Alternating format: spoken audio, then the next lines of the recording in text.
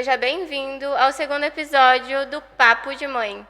Hoje estamos com a Renata Costa, que é uma mãe atípica também, mas é uma mãe típica também, né, Renata? Claro, sim. Eu já desejo as boas-vindas. Obrigada. Mas antes de tudo, quero pedir para você já se inscrever aqui no canal e também já deixar seu like, comentários e também assuntos que vocês querem que a gente traga em relação à maternidade, paternidade e afins. Então, Renata, tudo bem? Tudo bem. Eu queria que você falasse um pouquinho sobre você, para depois a gente começar a falar dos seus. Pronto, meu nome é Renata, como já foi dito, vivo em Lagos e tenho 2 filhos, como você disse, uma mãe atípica e não atípica, e típica, né? Vive os dois lados da maternidade. Exatamente, vivo as duas moedas, a fase das duas moedas.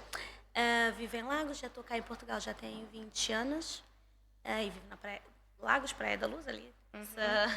Vivo nesses 2 locais porque é o nosso trabalho. Sim. E pronto, És empreendedora, né? Tem um Exato. comércio. Tem comércio, temos um restaurante. Eu e meu marido gerimos um restaurante, um na Praia da Luz e outro em Lagos. E entre tudo isso, gerimos também essa vida corrida. Sim. Que é as 2 crianças. Sim. Com idades diferentes e com demandas diferentes. Exato, perspectivas diferentes, são completamente diferentes um do outro. Sim. Você vai poder vivenciar isso futuramente. Amém. Muito Deus te ouça. Está próximo para você viver isso também. E a maternidade chegou de forma planeada ou foi planeada? Foi planeada. Não, foi planeada. Foi uma coisa que decidimos os 2 que era o momento. Já estávamos juntos há 6 anos e então decidimos que era o momento. Era aquele ano, era o ano que iríamos tentar começar a formar, aumentar, né, a família. Sim. E então o Miguel foi uma criança que eu costumo dizer assim, foi planeada no mínimo detalhe. Sim. Então foi mesmo ele foi muito desejado. Sim. E vocês descobriram logo que ele tinha um atraso no desenvolvimento, um desenvolvimento diferente, algumas características diferentes, ou foi depois de muito tempo? Foi depois de muito tempo. O Miguel sempre foi uma criança com uma personalidade muito forte. E tinha muitos traços que eu achava que era por ser filho único e ser muito mimado. Era aquilo que eu pensava. Mas eu acho que, no modo geral, da sociedade, sim, muitas crianças que têm um comportamento que é considerado fora do padrão, que é considerado, vamos dizer assim, uma criança que não para quieto, que é muito serelepe, que ouve o não e não aceita. Eu acho que é muito considerado mimado, não educado, mal educado, né? Porque a gente veio de uma criação, né? A nossa geração, quando éramos crianças, que tudo era má educação ou preguiça. Exato. Então, isso fica muito enraizado na gente, mesmo que a gente seja informado, mesmo que a gente tenha outras informações que lá nos anos 90 não tinha. Exato. E eu ouvi várias vezes exatamente isso. É mal educado, é mimado, tem tudo aquilo que quer, por isso é que faz isso. E vocês estão a mimá-lo demais. Porque é um filho único. É filho único. Querem fazer por ele tudo aquilo que vocês não tiveram a possibilidade. Então, querem fazer por ele. E então, tudo isso também eu acho que influencia bastante a nossa forma de lidar. É isso que eu sempre falo. Existe uma lacuna muito grande entre má educação, que é a permissividade, e os transtornos, as dificuldades de uma criança que tem um TDAH, um TOD, autismo, seja qual for o atraso no desenvolvimento, tanto físico quanto cognitivo, né? Porque não existe atraso somente cognitivo na cabeça. Existe também os físicos, porque muitas crianças autistas têm dificuldade de pular. Meu filho foi aprender a pular o ano passado. Então, as pessoas têm que ver essa lacuna que, para dizer que é preguiça ou mal educação, as pessoas têm que ver, assim, tem que conhecer aquela família a ponto de saber, poxa, ali eles estão vacilando, realmente é falta de educação. Mas não, ali existe uma rotina, existe um cuidado, um zelo, a criança ouve não, porque não é necessário demais. E as pessoas acham que porque a gente ama os nossos filhos, não, a gente não fala não. E o não é extremamente necessário. A falta do não traz consequências negativas gigantes. Só que nem tudo é só a falta do não. Tem os atrasos. Nós notamos sempre muito isso. Ele tinha muita dificuldade de ouvir um não. E ele era uma criança que guardava aquele não para o dia todo, para a semana toda. Sim. E então nós achávamos isso assim um pouco estranho. Mas íamos sempre com aquilo, é mimado, é filho único. É o ponto que eu falo que a sociedade acaba pesando mais na nossa maternidade, porque os achismos dos doutores formados em nada, porque Exato. Tem muito médico sem diploma aí que dão um diagnóstico ali de falta de educação e não, gente, o buraco é muito mais embaixo do que só a família não educar. Ninguém vê o trabalho que a gente faz em casa. É um palco sem plateia. É verdade. E tem muito isso. As pessoas olham e julgam sem conhecer. Sim. Sem É conhecimento verdade. de causa. Eles julgam pela régua deles, né? É mais sobre eles do que sobre você mesma. Pois, porque se formos olhar bem para debaixo do lençol, a coisa é diferente. Vai olhar ali o histórico da pessoa, tipo, eu não quero criar um filho igual ele, não. Né? Muito obrigada. É mesmo isso. E o Miguel, ele foi... Fomos sempre tentando dar o nosso melhor e fazer da forma que achávamos que era o correto. Mas o Miguel só foi começar a ser diagnosticado mesmo quando eu engravidei e tive a minha segunda filha. Porque em 2020. Exato. E foi a situação do Covid que nos chamou a atenção que algo não estava realmente bem. E ele já frequentava pré-escola. Ele foi encaminhado pela escola para educação precoce. Que eles fazem o diagnóstico precoce na escola. E ele foi ao centro de saúde, também fez uma consulta na NES. E o que nos disseram foi exatamente isso, que minha filha era uma criança demasiado mimada, uma criança extremamente inteligente para a idade que tinha, e que ele percebia até onde ele podia ir, onde ele podia puxar, em quem é que ele podia se encostar para conseguir o que queria. E então aquilo era mimo. Era a personalidade dele que era assim, entre aspas, alcoolista, mais ou menos. E nós ficamos por aí, porque entretanto entrou o Covid, o filho não tem nada, tem mimo a mais, temos de... E foi o que eles disseram, tem de ser mais firme com ele, tem que ser mais severa, castigos. E foi o que eu fiz. O que não resultou bem. É um ponto que eu acho que a gente tem uma dificuldade aqui em Portugal, é que eu gosto do jeito que eles agem depois que veem que a criança tem uma dificuldade. Mas até eles verem, eles são extremamente, tipo, a gente busca um diagnóstico depois dos 3 anos. Sim. Nós buscamos, depois dos 3 anos, a gente vê se a criança... tem realmente um atraso, porque até os 3 anos, cada criança tem seu tempo. Eu entendo que cada criança tem seu tempo. Só que existe um limite de tempo dentro do tempo da criança. Claro. Porque o desenvolvimento do ser humano, desde o ventre da mãe até a velhice, existe coisas que vão se esperando, né? Então, não pode passar muito do tempo do que a ciência espera. Exato. E essa foi uma briga comigo e a Eli, que é do centro de saúde, foi porque eles falavam muito que era preguiça do Samuel. Que ele entendia, era falta de audição. Eu falei, então, se é falta de audição, eu quero um exame. E cada vez que eu ia lá, eu fui lá umas 5 vezes, cada vez que eu ia lá, eu saía de lá, cada vez mais, tipo, eu vou mostrar pra eles que eu tô certa, eu não tô louca, eu não tô vendo coisas demais, meu filho. Até que realmente me deram ouvidos e viram que ali não era um desenvolvimento de preguiça por ser menino, porque menino tem isso. Sim. Os meninos são mais lentos. Claro que o desenvolvimento é diferente, obviamente. Eu tive isso também. Eu tive isso também, a mesma situação deles dizerem...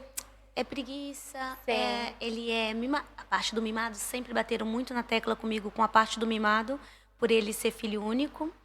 E nós sempre lutamos muito para poder perceber, porque queríamos ajudá-lo. E acredito que para vocês tenha sido um tanto até, eu não vou dizer que é mais difícil, porque a régua é diferente, né? Mas por ele ter uma inteligência, ele ter visto que ele tem uma capacidade de aprendizado muito rápida, Sim. daí ele já é um miúdo inteligente, é um miúdo Exato, inteligente. foi o que nos Então, disseram. tipo, eu acredito que quando a criança fala, é muito pior fechar um diagnóstico. É muito mais fácil passar batido como uma criança típica e aquela criança ir sobrevivendo em meio a cabecinha deles que não funcionam igual. E é um sofrimento. É um sofrimento. Eu digo para a família que sofre, mas a criança sempre sofre muito mais que os pais. Então, a criança que fala, fala, anda, corre. Não, gente, tem que se atentar aos detalhes. Aos detalhes, exato. Porque senão cresce um adulto extremamente traumatizado, extremamente difícil para trabalhar, para estudar. Porque muitos casos diagnosticam só com 8, 9 anos. Porque daí não começa ali a ler, a escrever, tem muita dificuldade. Daí vão investigar, a criança já ficou 8 anos sobrevivendo no meio... E os traumas que ficam, porque com essa idade eles já estão muito traumatizados. No caso do meu Miguel, ele tinha 4 anos quando a minha menina nasceu. E foi quando ficamos todos fechados em casa.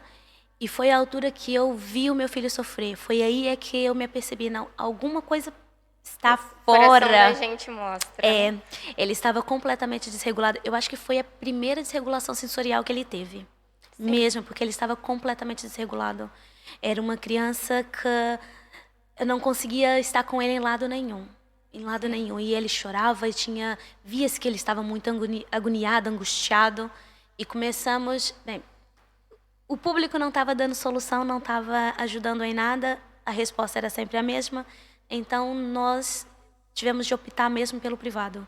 E começamos a correr atrás do privado. Fomos à primeira clínica, o primeiro diagnóstico que ele teve. Ele estava, como eu disse, ele estava numa crise sensorial. O Miguel, numa crise sensorial, ele é um autista, ele seria considerado um autista do nível 2 de suporte, porque ele fica completamente transtornado. Luzes, barulho, sons. São os estímulos externos. Tudo, exatamente. Não é sobre o que ele consegue ou não, as aptidões dele. Exatamente. E quem o vê, assim, à primeira vista, naquela altura, e foi o que nos foi dito, seu filho é autista. Foi já que... foi. Eu soube, não sei se já ouviu da minha história, mas eu soube do Samuel com 1 ano e 4, veio a luzinha do alerta de mãe, né? E eu briguei com meio mundo, porque todo mundo dizia que eu estava procurando defeito na criança. Estava vendo coisa demais, que eu queria que ele fosse inteligente, que ele fosse precoce, mas não era o caso. As pessoas esquecem que autista não é só a parte intelectual inteligente, né? Sim, quando veio o pré-diagnóstico, né, que eles só fecharam o diagnóstico do Samuel ano passado, mas teve todo o acompanhamento, e é isso que eu prezo. Eu não prezo pelo papel, eu prezo pelo acompanhamento que ele tem, sabe? Pelo suporte. Exato. E quando veio o pré-diagnóstico mesmo, eu sabendo, eu lutando, eu me informando, eu me fortalecendo como mãe, porque a gente entra num mundinho à parte, né, quando... sabe, de autismo, TDAH e tal, a gente começa a ler e a ver tanta coisa que a gente, meu Deus, cara, isso existia no mundo e eu não tinha empatia com as pessoas que sofriam isso, a gente se culpa pelo outro. E quando veio o diagnóstico, tipo, veio o luto. As pessoas dizem assim, mas veio o luto porque enterrou. Eu falei, não, porque enterrei as minhas expectativas. Exato. As minhas expectativas como mãe foram frustradas, porque eu tô aqui grávida. Tem expectativa que nasça no tempo certo, tem expectativa que chore quando nasce. A gente tem as expectativas naturais da vida. Exato. E aquilo ali é jogar um balde de água fria. Literalmente. Só que, como eu digo, o diagnóstico não é o fim e a gente só aprende isso no caminho. Exato. É só no caminho, porque naquele momento foi... Passando pelo Covid, eu tinha bebê com 5 meses... E ela estava com refluxo, não se alimentava. Estava passando por todas essas coisas. Mas é um diagnóstico assim, que eu vou ser muito sincera, o diagnóstico agora, depois de eu já ter passado por ele, foi, eu não vou dizer que foi mal avaliado, mas foi visto somente aquele momento, foi visto somente aquela perspectiva, exatamente. E a forma que nos foi transmitido também Foi uma forma que nos deixou bastante abalado. Sim. E Eu acho que as pessoas precisam ter um pouco mais de empatia e serem um pouco mais humanos na parte médica, de dar laudos, de falar coisas, tanto da parte desde a enfermagem, porque a gente sim, passa muito por enfermeiros, né, pediatras, que acompanham os pediatras, e é muito comum, é preguiça, não sei o quê, e fica invalidando aquele sentimento de mãe, até que vem o diagnóstico e pensa, cara, eu briguei tanto, eu tinha razão, por que não me escutaram desde o é, princípio, sabe? Isso é tão doloroso, que é isso que eu sempre falo.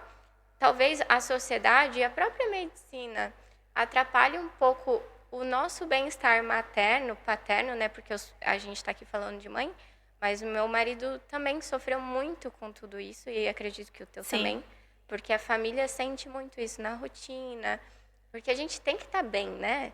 Porque eu digo assim, não que os pais e mães típicos não precisem estar bem, mas a gente precisa ter muita saúde mental, a gente sim. precisa ter muito mais paciência. E ontem eu escutei de uma seguidora que ela falou assim, uma mãe típica repete 10 vezes, uma mãe atípica repete 100. É. E esse 100 é tudo muito mais desgastante. Pra que cansar tanto o nosso emocional? Pra que tanto, sabe? A gente tem que lutar por uma coisa tão básica. É. Sendo que a ciência já comprova tantas Tantas coisas. coisas, mas é sempre mais, eu acho que é mais difícil eles chegarem lá quando no caso, por exemplo, o Miguel é uma criança super, que é fácil de lidar com ele, uma pessoa que senta e conversa com ele, não nota absolutamente nada dele, se ele estiver na sua boa fase. Mas você não tá na cabeça dele, né? Tipo, Exato, não estamos lá dentro para poder ver o que se o passa meu filho realmente. se vê nos comportamentos já, que ele tem dificuldades e tal. É diferente do teu menino. Só que a cabecinha deles é um turbilhão de coisas, de emoções, de luzes e sons. Eles escutam, eles sentem, o olfato deles é mais apurado. É tudo muito É. que a gente não tá vendo o funcionamento ali. Às vezes, não é para tanto. Eu já escutei falarem pro meu filho quando ele estava desregulado. Não é para tanto para você, mas para Para ele é. eles. Assim como a minha régua de dor é diferente da tua. Às vezes você vai ter uma dor de cabeça, para você, a tua dor de cabeça te coloca numa cama às vezes, porque tem pessoas que sofrem com isso. Mas a minha dor de cabeça me faz ter o meu dia comum. É. E as pessoas não entendem isso. Que a nossa régua é pessoal. É isso. Mas, o Miguel, depois, nós tivemos esse primeiro diagnóstico e ele começou a fazer o acompanhamento com a psicomotricidade. Mas nós sempre achamos que havia qualquer coisa que ainda não estava bem. Primeiro porque eu também não conseguia aceitar bem, vou ser muito sincera, eu tive dificuldade de aceitar o diagnóstico do Miguel e principalmente a medicação. Ele começou a fazer medicação, na altura ele começou a fazer o Elvans 70. E é controlado? É. Ele fazia o Elvans 70 para uma criança que tinha 4 para 5 anos. Ele andava praticamente parecendo um zombie. E nós, mesmo a escola, também nos chamou a atenção que alguma coisa não estava bem, que ele estava sendo sobremedicado. Nós retiramos a medicação e decidimos procurar segundas opiniões. E vou ser sincera, foi a melhor coisa que eu fiz. Eu já ouvi falar que de uma mãe atípica, lá no início da minha jornada, né, que a gente está muito ali que nem criança perdida, que ela falou assim, não tenha medo de procurar e trocar de profissionais, porque assim como existem pessoas de caráter duvidoso, também tem profissionais com métodos ultrapassados. Tem médicos também que têm alguns achismos que não é baseado na ciência. Porque a medicina, se tu forem 10 médicos, 10 pessoas vão te dar intervenções diferentes. O Miguel, eu não critico a forma da médica, do diagnóstico da médica de forma nenhuma. Até porque uma das médicas que o diagnosticou continua acompanhando ele na psicomotricidade e faz um trabalho extraordinário. Eu sou muito sincera, eu devo muito como mãe por aquilo que eu vejo o desenvolvimento do meu filho aos terapeutas dele. E essa terapeuta que inicialmente o diagnosticou tem feito um trabalho extraordinário. O que diferencia de um médico para o outro é a forma que eles veem. Eles viram o Miguel fora de uma desregulação. Eles conseguiram perceber um Miguel diferente. Eu passei por 3 neuropediatras. Sim. Por isso... Mas eu acho que é que nem algumas pessoas que veem meu filho em momentos aleatórios. Nossa, mas nem parece que tem nada. Nem parece que é. Se não falasse, não Não se saberia. percebe. Só que assim, a gente que depois que entra nesse mundo, quando a gente vê, eu vejo na escola do meu filho, tenho contato com várias crianças e, tipo, a gente nota quando a criança tem qualquer coisa. Nota. O Tanto meu que esses dias eu marido, o meu falei- marido nota. E é homem, ele Sim, nota. esses dias eu falei isso e meu Deus, tem qualquer coisa, né? Ela falou assim, tá investigando autismo. Então, a gente tem um olhar mais apurado quando a gente é informado, quando a gente vive aquilo. Olha, eu não sei se acontece contigo, mas aconteceu comigo. E eu já, uma vez conversando com o meu filho, que ele gosta Sim. muito de conversar e saber as coisas, falamos sobre isso. Desde que o meu filho teve o diagnóstico do PHDA, do TDAH, no caso. Pode contextualizar, que o nosso público é maior, é brasileiro. A maior parte brasileira. Mas é que o TDAH aqui se fala? PDAH. PHDA. Isso. Mas é a mesma É a mesma coisa. É a só mesma se coisa. fala de forma Só diferente. forma diferente, exato. E então, o que eu conversando com meu filho, falei com ele, estava me perguntando como foi quando eu descobri que ele era diferente. O Ele que eu perguntou? senti? E foi o que eu disse para ele, filho, olha, eu vou ser muito sincera.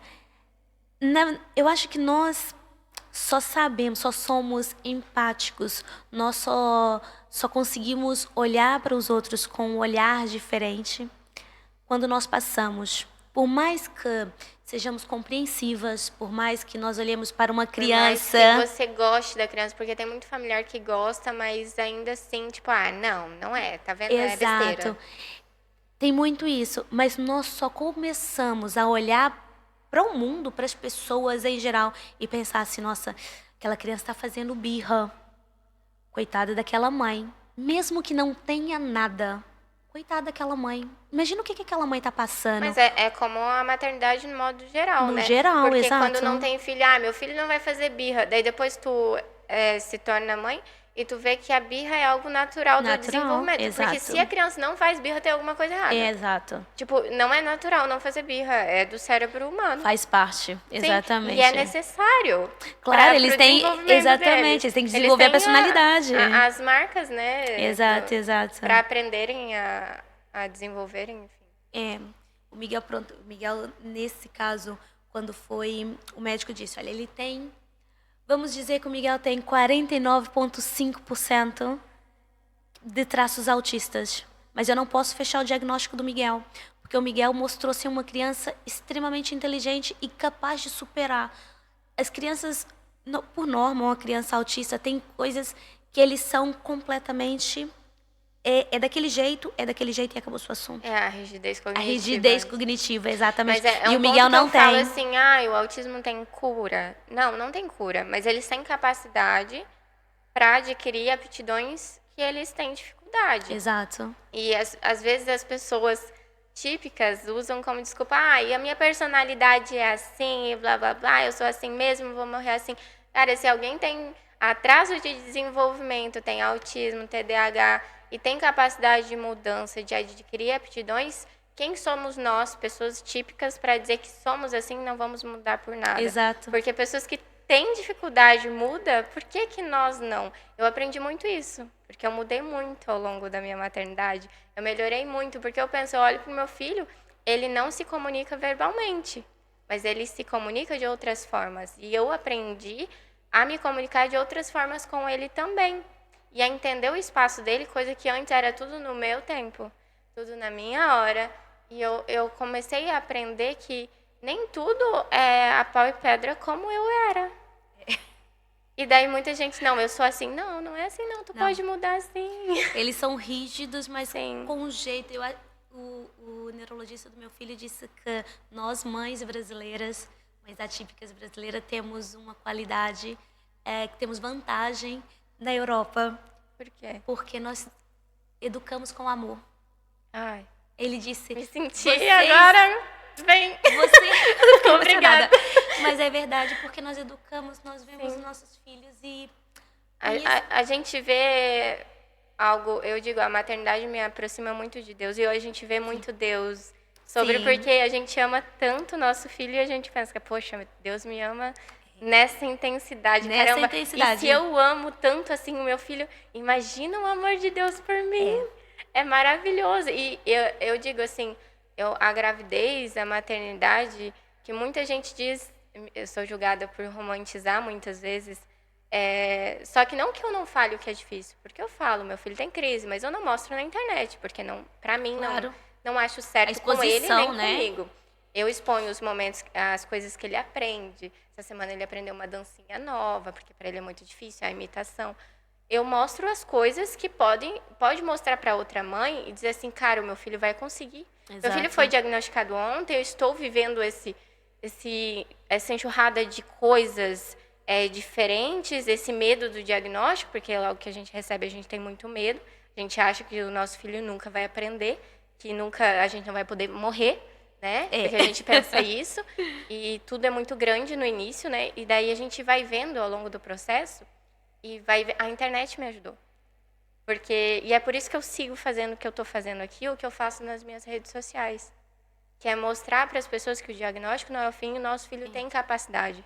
Se tivermos, sim, informação de qualidade, Claro. se a gente tiver paciência e, sobretudo, amor, né? É isso. Porque o amor move montanhas. Exatamente, exatamente. Sim. E o meu filho, ele é... Eu tenho... A minha mãe é quem sempre me ajuda muito. E a minha mãe tem uma paixão enorme. Ela mora Mora aqui. É o meu suporte. Ai, isso E deve ser ela incrível. Não e tenho ela esse tem uma suporte. paixão enorme pelo Miguel. Sim. Então, eu vejo muito esse amor. E eu acho que é isso que o ajuda também a superar. Em momentos de crise, em momentos que ele está tendo dificuldade de perceber o que se passa à volta dele e conseguir superar aquela situação. Isso, essa forma da gente lidar com ele. E o amor é o que tem mesmo, Eu acho definitivamente. que os profissionais que cuidam deles também muda muito. Sim. Por isso que se achar, ai, a professora do meu filho não tá legal, não ouse pedir para trocar ou perguntar por quê e falar que no teu ponto de vista talvez não esteja certo, se comunicar com a escola. Porque o meu filho entrou na escola, na pré-escola, em setembro do ano passado só, porque não tínhamos vaga. E desde lá a gente tem construído uma conexão incrível entre eu e a educadora, né, e as educadoras e a escola.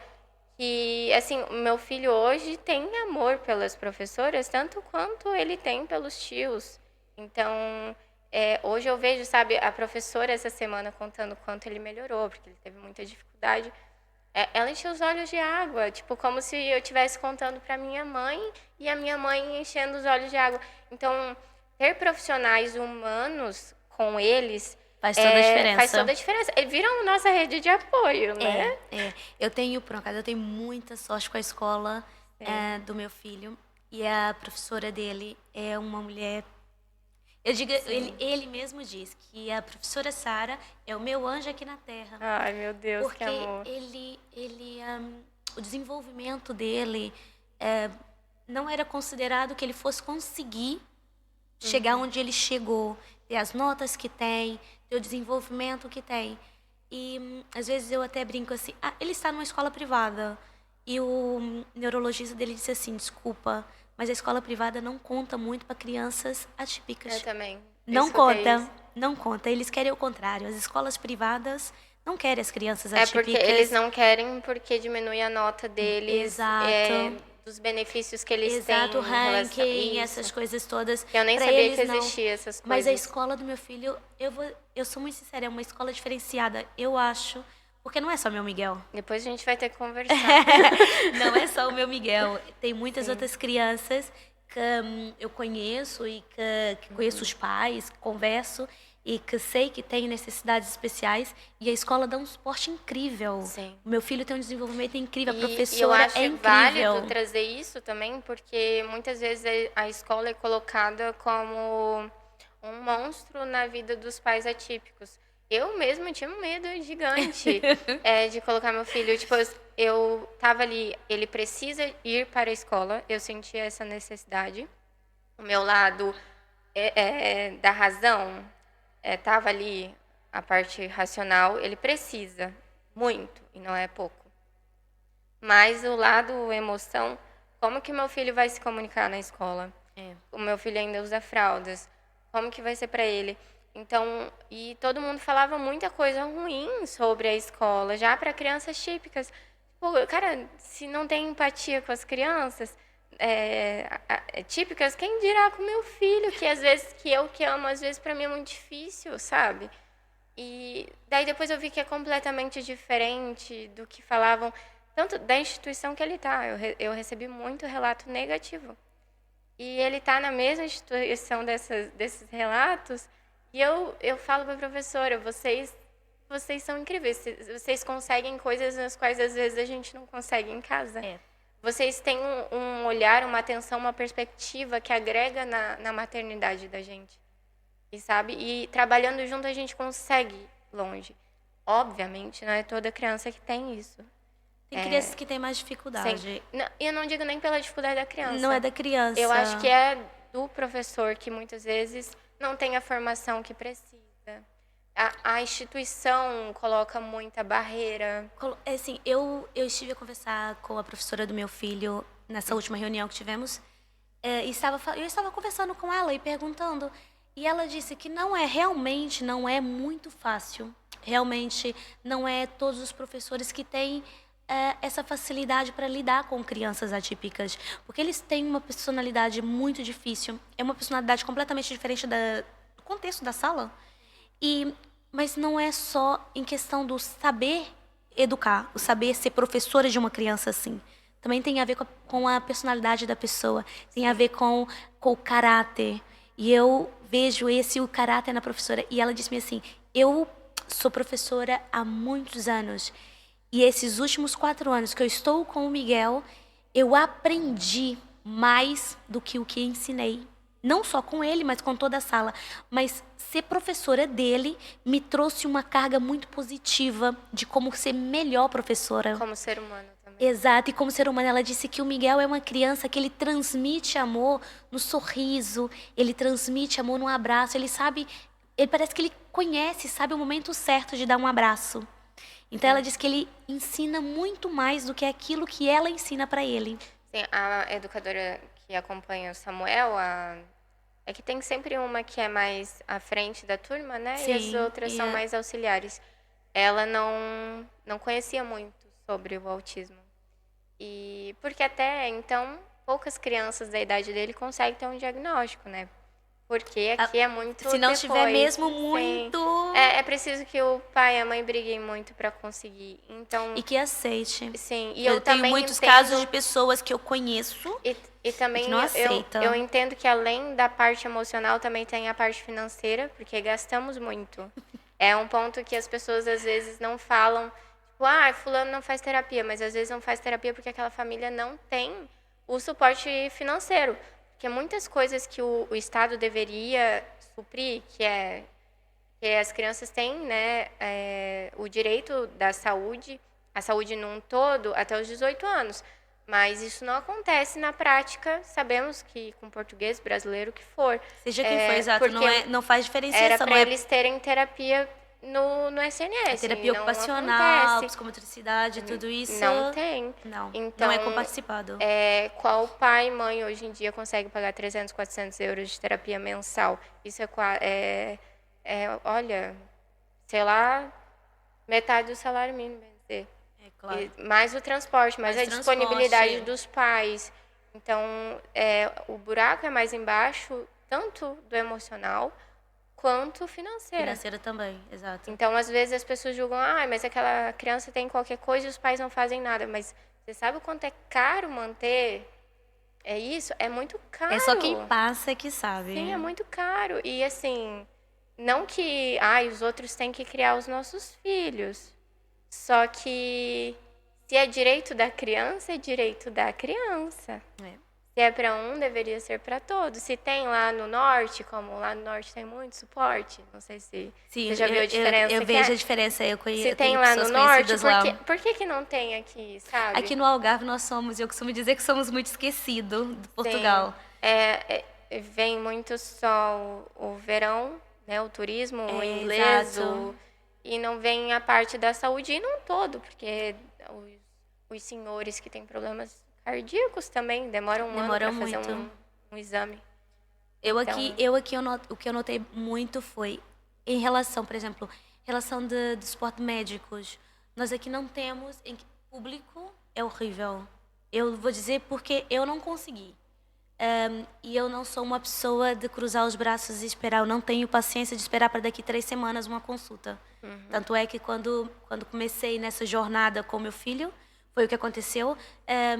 Vamos marcar uma consulta, previsão é 2, 3 meses, com um pedopsiquiatra ou um neuropsicólogo. Não tinha. E então, eu e meu marido pensamos, bem, vamos ficar à espera, nessa angústia de espera, vamos no privado.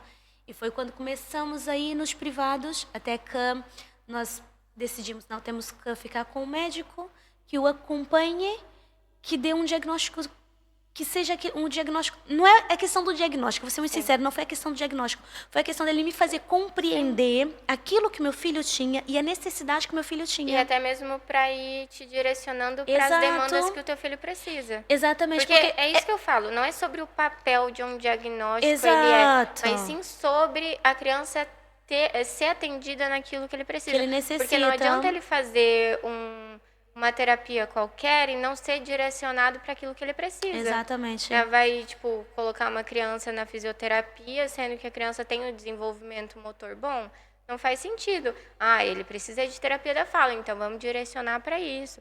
Ele tem uma criança que tem dificuldade na alimentação, vamos trabalhar ali com o nutricionista.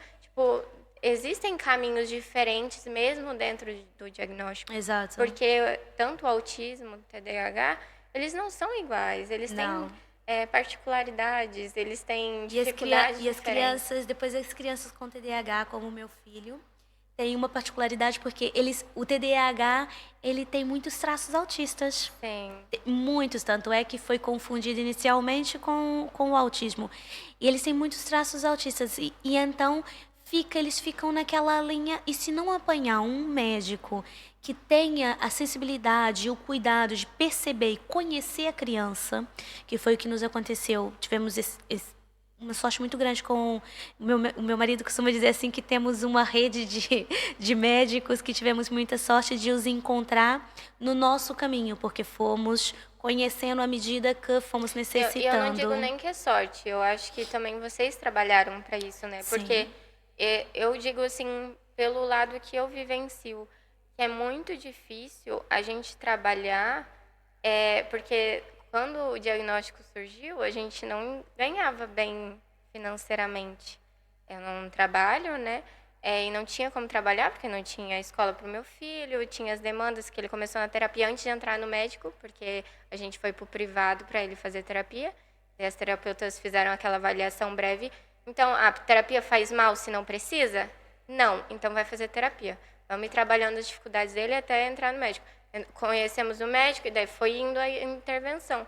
Porque se não fosse assim, ia ser muito tardio.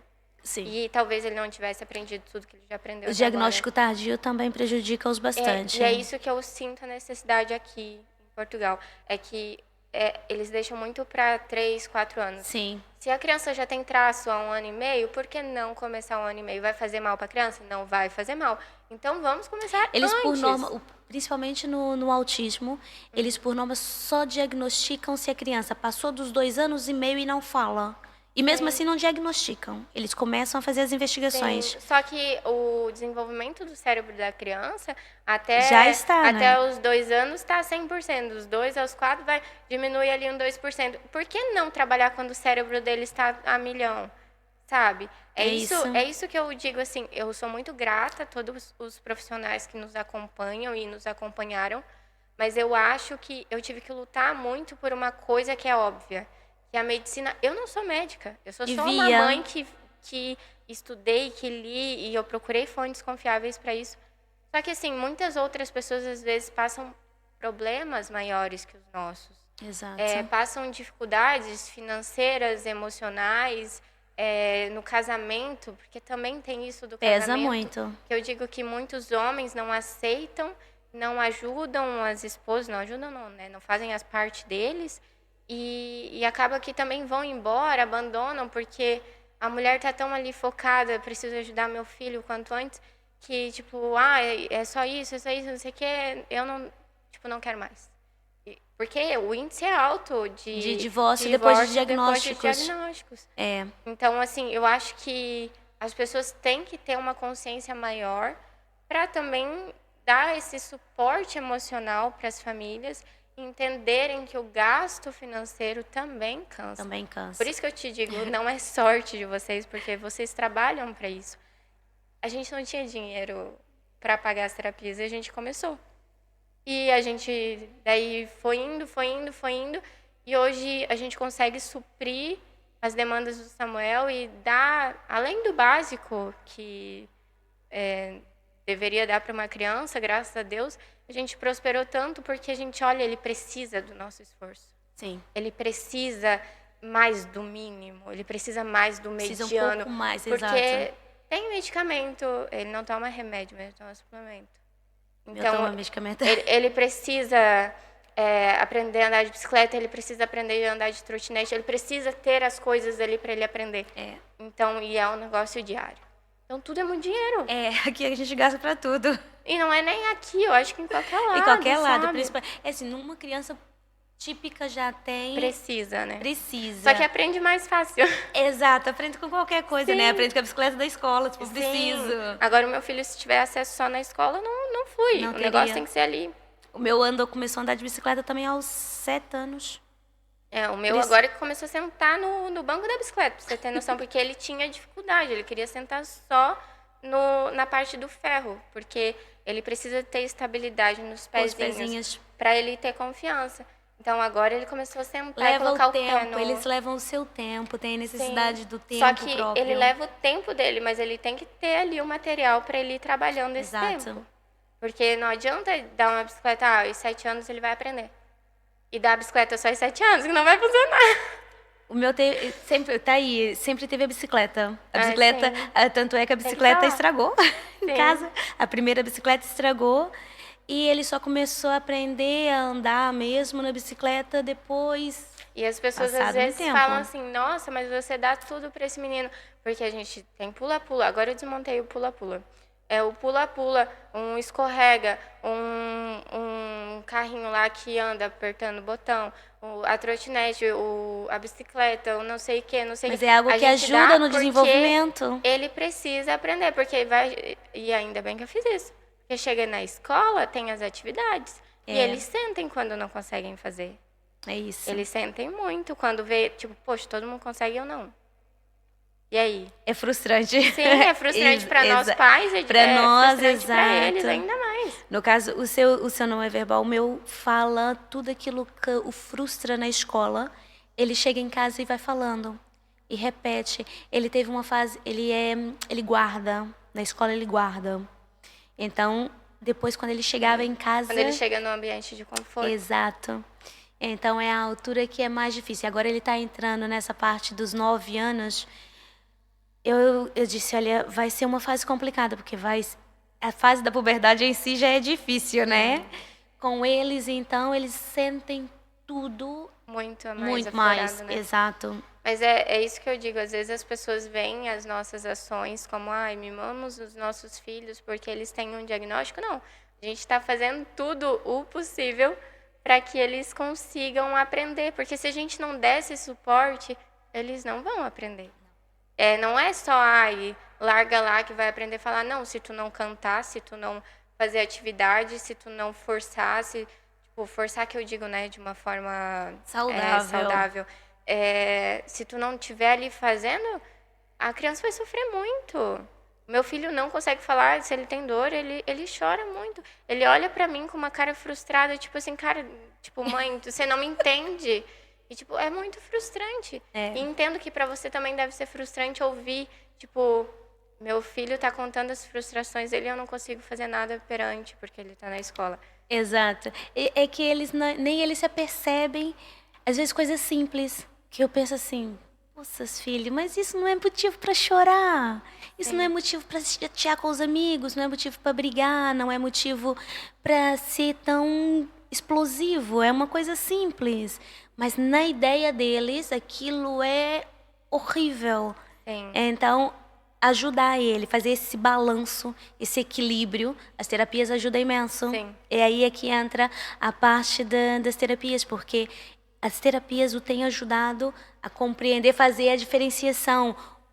Por mais que ele vai continuar explodindo, eu acho que isso faz parte. Mas com mais entendimento. Exatamente, mas ele vai explodir, e é uma coisa que já notamos, por exemplo, ele chateia-se, zanga-se com alguma coisa, ele fecha a mão, zanga-se, trava os dentes e dá um passo para trás. Sim, ele está aprendendo a controlar. Exatamente, o espaço dele. Ele está aprendendo que dentro do espaço dele, quando ele estiver assim, e os amigos, como são crianças que estão com ele, desde os 9 meses, eles estão juntos. Uma maior parte, já alguns mudaram, mas uma boa parte do ciclo de amigos dele, da escola, estão com ele dos 9 meses. Então já conhece. Não aproxima-se do Miguel, porque o Miguel não está bem. E as crianças são mais respeitosas que os adultos. Eu acho. Se apoiam tenho visto muito nas crianças, assim, que as crianças. Os adultos precisariam aprender muito com as crianças. Sim. Em relação a diagnósticos, a diferenças, a empatia, ao amor. Porque os adultos não têm tanto. Eu ouço muito isso do meu Miguel. Ainda essa semana, lá na igreja, eu faço parte do Ministério Infantil. E uma das tias falou para mim assim, nossa, o Miguel tem tentado a melhorar imenso. Vê lá bem que o Miguel já consegue estar melhor dentro da igreja. Ele sempre teve muita dificuldade com o barulho. E ainda tem. Mas ele está aprendendo a lidar com isso. Então, ele bate o pé, ele levanta e anda. Exatamente, levanta, anda de um lado para o outro. Mas ele adora participar, ele adora tudo que tem a ver com o ministério, tudo que tem a ver com aprender, tudo que tem a ver com a Bíblia, com a palavra. Ele ama. E é uma coisa que nós utilizamos muito com ele para poder o ajudar a diferenciar. Por exemplo, às vezes eu conto histórias de Pedro, que Pedro era explosivo. E como é que Jesus o ajudou com amor e tudo isso. Isso ajuda ele imenso. Incrível. Amanhã vai ser o culto de crianças lá na igreja. E vai ser ele que vai dirigir. Ai, que então, para nós, ver o meu filho eu acho que eu acabo chorando. Eu também. Eu todas as vezes. Ou que ele vai cantar. Quando ele vai cantar lá na frente, ou quando ele vai ler a Bíblia, ou quando ele faz alguma peça de teatro, eu fico do lado de cá chorar, porque pra mim... meu filho dançar uma musiquinha infantil que ele tinha dificuldade, imagina... Ele assim. Todas as pequenas conquistas que às vezes as mães olham e falam assim, é normal. Mas para nós, aquelas pequenas conquistas. O ano passado, ele fez uma peça de teatro na escola no final do ano letivo.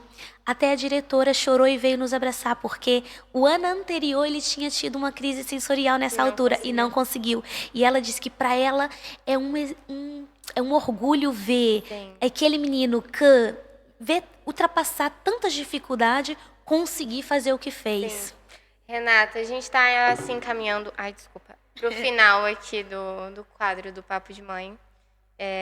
Já vamos ir nos agradecimentos, mas eu quero deixar nessa conversa a minha perspectiva geral, assim, um resumo e uma dica para muitas mães e pais, sejam típicos ou atípicos.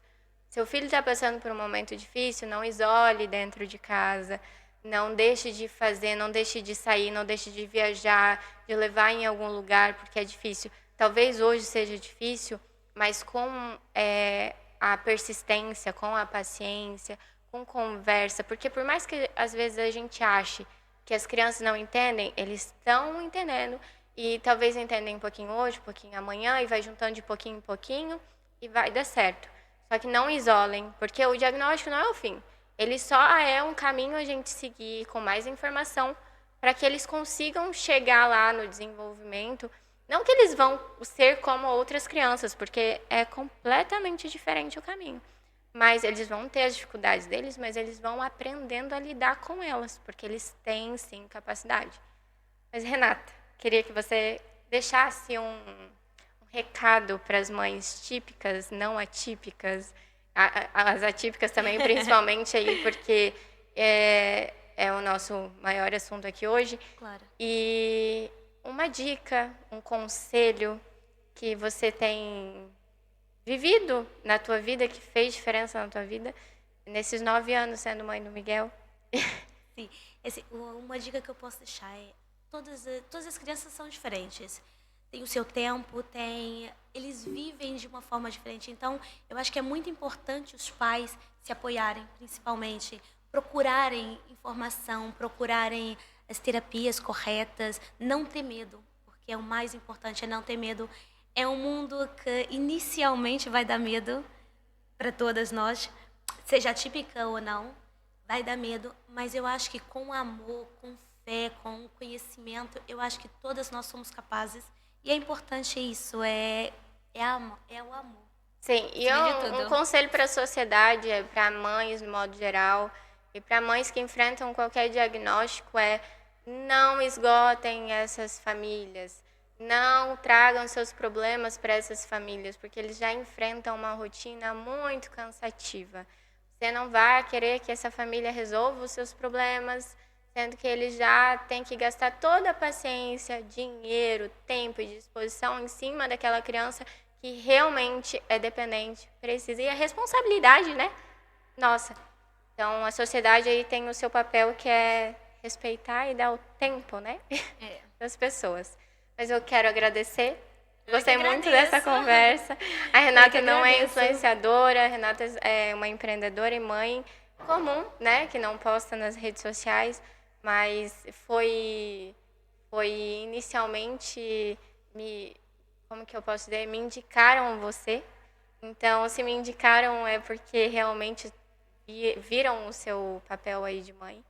E eu gostei muito. Eu que agradeço. É admirável ver o seu brilho nos olhos falando dos seus filhos.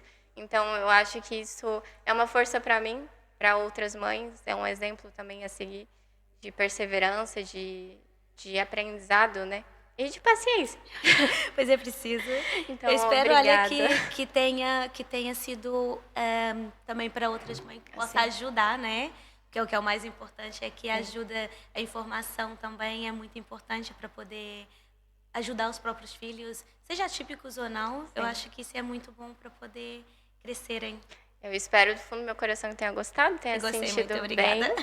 E eu já vou pedindo de novo, deixe seu like, seu comentário, se você gostou, se não gostou, pra gente saber aí o caminho a seguir aí nesse nosso papo de mãe, que vai acontecer uma vez no mês, tá bem? Obrigada e até a próxima.